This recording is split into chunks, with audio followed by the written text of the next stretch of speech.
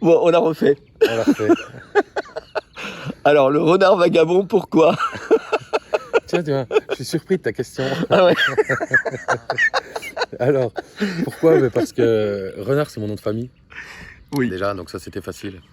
Alors, à la prise d'avant que tu as oublié de filmer, tu me demandais, oui, mais pourquoi le vagabond? Pardon, je demande pardon. Pourquoi le vagabond? Parce que le vagabond, voilà, sur le chemin, on vagabonde. Et on vagabonde pas que avec les pieds sur la route, on vagabonde beaucoup aussi dans notre esprit. Donc c'est un chemin d'introspection, et pour ça, c'est vagabonder à l'intérieur de soi. Voilà. Mais oui, ça, c'est quand on la refait, c'est un peu plus difficile. Ouais. Mais C'est moins spontané. ouais, mais c'est toute la beauté, c'est pas grave. Ben, je vais te poser même d'autres questions, c'est génial. C'est génial de se faire interviewer quand même. Ah ouais, je suis moins à l'aise de ce côté-là de la caméra, moi, tu vois. Non, t'es à l'aise, en plus t'es photogénique. T'es pas comme moi je suis photo-hygiénique. Alors oui, et tu parles de vagabonder à l'intérieur de soi. Et toi, tu as vraiment cheminé, ça t'a aidé. Tu parles d'introspection aussi. Donc, tu as vécu beaucoup de choses, beaucoup de sentiments. Et depuis que tu es parti, et tu es arrivé ici, donc quel chemin le renard a parcouru? Tu sais, je suis parti de chez moi. Enfin, je suis parti de chez moi en train jusqu'au Puy-en-Velay. Je suis pas parti directement, mais c'était le 16 juin 2020. Je savais pas pourquoi il fallait que je fasse ce chemin. Tu vois, ça faisait quelques années que j'y pensais. Ça faisait quelques années que ce chemin m'appelait. Mais j'y connaissais rien, mon chemin de Compostelle. Tu vois, j'avais vaguement entendu qu'il y avait un chemin de Compostelle, mais je savais même pas que Compostelle, c'était en Espagne. Mais il fallait partir. Il fallait que je parte. Et puis j'en ai profité justement. En 2020, il y a eu le Covid, les confinements, etc. Moi, en tant qu'artiste, j'ai perdu tous mes contrats. Donc, je me suis dit, bon, ben voilà, là, c'est le moment de partir. J'ai le temps, parce que j'ai plus de boulot. Donc, allons-y.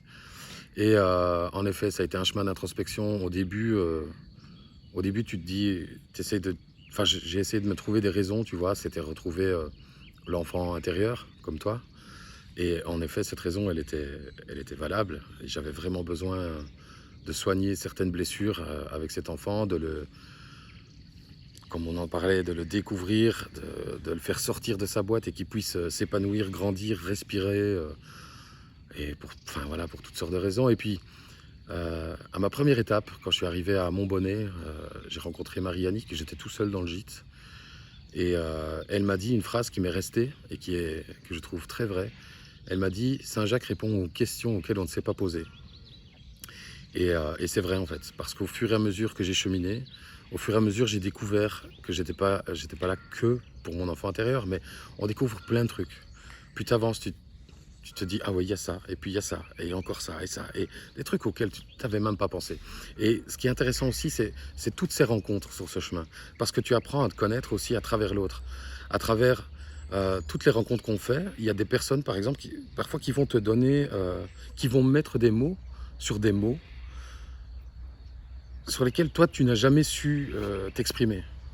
Tu n'as jamais su mettre des mots sur quelque chose que tu ressens. Et grâce à ces rencontres, eh ben, hop, ça s'éclaire tout de suite. Tu dis, ah ben oui, putain, c'est ça. Waouh, c'est quelque chose qui était là en toi depuis longtemps, qui tournait, et d'un coup, grâce à un mot, une phrase, fou, tu comprends. Tu vois, et ça te fait grandir. Ça te permet de, de grandir, d'avancer dans la vie, d'avancer, ouais, de te libérer en fait, de pouvoir de plus en plus prendre de belles grandes respirations et te dire putain ça fait du bien de se rendre compte de tout ça et quelque part de pouvoir se permettre de guérir de tout ça. Ouais. Et puis voilà, mais mon chemin, comme je le disais tout à l'heure, il a duré 1 an, enfin il continue encore, mais j'ai compris après 1 an que c'était vraiment un changement de vie total. Parce que bon, j'ai marché pendant 2 mois et demi, depuis on volait jusqu'à Santiago, Fisterra, Muxia et tout ça. Mais après, quand je suis revenu, le chemin il continuait. Dans ma tête, ça continuait, ça a tourné, j'arrêtais pas d'y penser. La seule chose qui m'obsédait, c'était il faut que je retourne sur le chemin. Je sais qu'il y a quelque chose qui m'attend. Il faut absolument que j'y retourne. Puis c'est comme ça que j'ai trouvé l'idée de faire des vidéos, des gîtes et des gens. Donc les documentaires sur les hébergeants. Et Très bonne idée d'ailleurs. ouais. Et arrivé à l'Azkaban, j'ai rencontré Poupette, Aude, que tu as rencontré hier soir. Ouais. Et voilà. Et Et c'était pile poil 1 an. C'est ça qui est drôle. Il n'y a pas de hasard. Je suis parti le 16 juin du Puy-en-Velay. Et l'année d'après, le 16 juin, ici, je suis arrivé à Las Cabanes et j'ai rencontré Aude. 365 jours sur le chemin de Compostelle. Et voilà, ça a été ma récompense, tu vois, Aude. Parce que je l'avais demandé à Jack. J'avais demandé, je lui disais, voilà, tu vois, je suis super bien là sur le chemin, je vis des choses extraordinaires. Mais il me manque juste une chose, c'était de pouvoir partager ça avec quelqu'un qui me correspondait vraiment à 100%. Et ben, Jack, quand tu fais une demande sincère, hop, il te l'offre. Et ben, elle était là sur mon chemin, elle m'attendait. Et non, il n'y a pas de hasard, tu vois, on en discutait. Et donc voilà, tout ce chemin d'introspection, ça a été un gros changement de vie. Voilà, je suis parti de ma Belgique, maintenant j'habite ici, je vis sur le chemin. Et il y aura sans doute encore des nouveaux projets sur ce chemin. en tout cas, on te sent vraiment épanoui, C'est le cas. heureux, et on sent... alors, c'est vrai que pour ceux qui sont pas à côté de toi, dans la caméra, bien sûr que tu donnes des... Quand on te regarde, tu donnes des sentiments, tu donnes des sensations et tout. Mais en réalité, même quand on est à côté de toi, tu dégages beaucoup d'apaisement, beaucoup de sérénité. Et il y a une force aussi intérieure. Et tout ça, ça se ressent. Et tu es en plein dans le bonheur et ça se sent. Et puis on peut être que content pour toi. Merci. Et ben oui. Et dans les projets, qu'est-ce que tu as des projets, tu as des choses que tu prépares? Ouais, on a des projets sur le chemin. Alors j'en parle pas maintenant parce que je préfère que ça soit concrétisé. Mais ouais, on a plein d'idées en fait. On a que l'embarras du choix. Ah, Après, il faut qu'on se pose un moment, qu'on y réfléchisse et qu'on mette les choses en place. Mais ouais, il y aura des projets sur ce chemin, évidemment. Et les vidéos, ça va reprendre aussi. ouais. Et voilà. Mais j'en parlerai plus tard des projets. Je préfère attendre. Alors moi, il y a quelque chose qui m'avait touché dans tes vidéos que je voulais absolument te dire, c'est l'idée même de porter les messages et les désirs, les souhaits des gens comme ça. C'était quelque chose de magnifique. Et toi, quand tu as reçu tout ça, est-ce que il y a eu des moments où tu as été bouleversé, il y a eu des moments où tu as été ému? Qu'est-ce que tu as ressenti avec tous ces messages, Ouais. tout ce que tu as reçu? Alors c'est sûr que j'emmène vos rêves au bout du monde. C'est ce qui m'a permis de faire le chemin. Ça m'a servi de moteur. Moi, j'avais une grosse peur déjà, c'était de ne pas y arriver, pas arriver jusqu'au bout.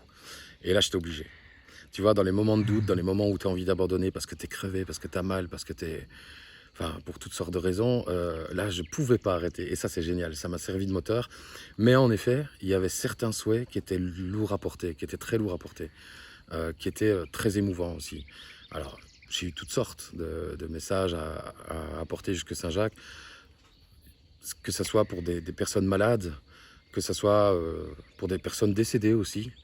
Euh, mais alors ici, bon, je ne vais pas donner de nom, mais j'ai eu un souhait qui était très très lourd à porter, qu'on m'avait donné, c'était une hébergeante hospitalière dans un gîte, qui m'avait confié le souhait de mourir.